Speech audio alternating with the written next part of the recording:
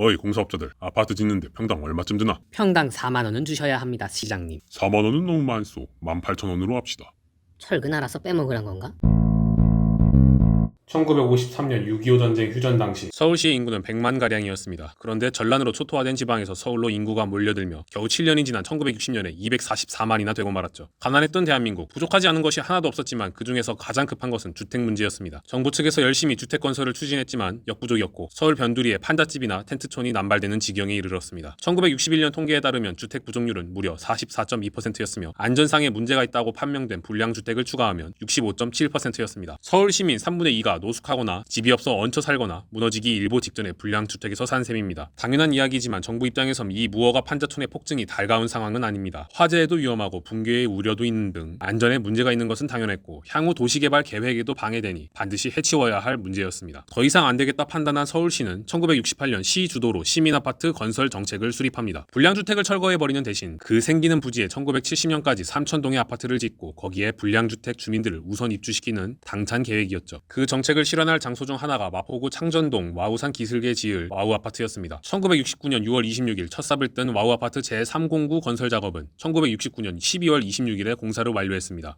아파트 4개 동을 6개월 만에 뚝딱 지은 거죠. 건설을 잘 모르는 사람조차도 고개를 갸웃거리게 하는 초스피드 공사. 결국 준공 4개월 만인 1970년 4월 8일 새벽 6시 30분 와우아파트 15동이 무너지며 아파트 입주민 33명, 단지 아래 판잣집에 거주하던 주민 1명이 사망하고 40명이 부상을 입는 결과로 이어지고 말았습니다. 왜 이런 비극적인 참사가 일어났을까요? 직접적인 원인은 해빙기에 땅이 녹으면서 지반이 약해진 탓이었습니다. 건물을 올리기 전에 미리미리 땅의 강도를 측정해야 하는 게 아닌가 싶지만 하지 않았습니다. 산 중턱이라 지반이 대충 화강암이라서 단단하겠거니 예단하고 검사를 시행하지 않은 것이죠. 설령 검사를 하지 않고 공사를 진행했다고 해도 땅을 파다 보면 화강암이 아니라 흙바닥이 나오는 것을 분명히 알아차렸을 터인데 강도를 보강하지 않고 공사를 강행한 것으로 추측합니다. 굉장한 도덕적 해이가 아닐 수 없죠. 그리고 앞서 언급한 대로 건축 비용이 과도히 적게 책정된 것도 문제였습니다. 당시 민간 건설업자들의 최저 수주 비용이 평당 4만 원이었습니다. 그런데 시민 아파트를 짓는 데는 겨우 18,000원을 책정했습니다. 그런데 그 책정한 공사비를 전부 공사에 투입하는 것도 아닙니다. 자신들에게 공사를 맡겨줘서 감사하다는 의미로 뇌물을 상납해야 합니다. 해당 부처 고급 공무원에게 수주 비용 5에서 15%를 바치는 것이 관행이었습니다. 관행을 따르지 않는답시고 만약 상납하지 않는다면 추후 이뤄지는 관급 공사를 영원히 수주받지 못하는 등 보복받는 시나리오로 이어질 수 있기 때문에 관행을 따랐을 것으로 보입니다. 그 결과 18,000원이었던 평당 건축비는 실질적으로 11,742원으로 떨어졌습니다. 경우에 따라서는 아예 만원 선 아래로 떨어졌다는 주장도 존재하죠. 이게 끝일까요? 공사업자들의 개인 이윤도 챙겨야 합니다. 철근이 70개가 들어가야 할 기둥에 딸랑 5개만 넣었습니다. 다시 말씀드립니다. 70개 중에 5개를 뺀 게 아니라 5개 빼고 다 횡령에 뒤로 팔아남긴 것입니다. 이렇게 날림 공사를 한 것도 문제인데 지은 뒤의 대처도 문제였습니다. 입주가 한창 진행되던 1970년 3월 초 현장 관리인이 14동과 15동 기둥에 균열이 생겨 위험하다는 보고를 서울시로 올렸지만 서울시는 이를 묵살했습니다. 아무런 조치를 취하지 않은 것이죠. 이어 사고 닷새 전인 4월 3일에는 14동의 벽에 금이 가며 흙벽이 떨어져 내렸습니다. 시에서는 그때서야 부시장, 도시계획국장, 수도국장, 건설사업소장을 필두로 한 조사단을 보냈지만 큰 문제는 아니라는 결론을 도출했고 14동 주민을 4월 8일에 붕괴하게 될 15동에 대피시켜버리는 최악의 조치를 내렸습니다. 심지어 조사단으로부터 보고받은 서울시장은 금이 간 부분에 테이프를 붙이라는 미친 소리만 늘어놓았습니다. 결국 그렇게 붕괴 사고가 발생했습니다. 소 잃고 외양간 고친다고 서울시가 부랴부랴 다른 시민아파트의 안전도를 총점검한 결과 405동 중 349동이 안전기준에 미치지 못해 보수를 받아야 한다는 결과가 나왔습니다. 금화 아파트에서는 기둥에 틈이 생겨 민원이 발생하자 시공업체에서는 겉에만 시멘트를 바른 정황이 포착되었고 응봉 아파트에서는 천장이 내려앉아서 주민들이 나무 기둥으로 받쳐놓기도 했습니다. 총체적 난국의 상황, 추후에 다른 비리를 막기 위해서라도 정책 관련자들을 엄벌해 본을 보이는 것이 필수 불가결한 상황이었습니다. 아무리 적게 책정했다지만 18,000원이 어쩌다가 11,000원이 되었는지 그 많던 철근은 어디로 갔는지 확실히 조사해야 했죠.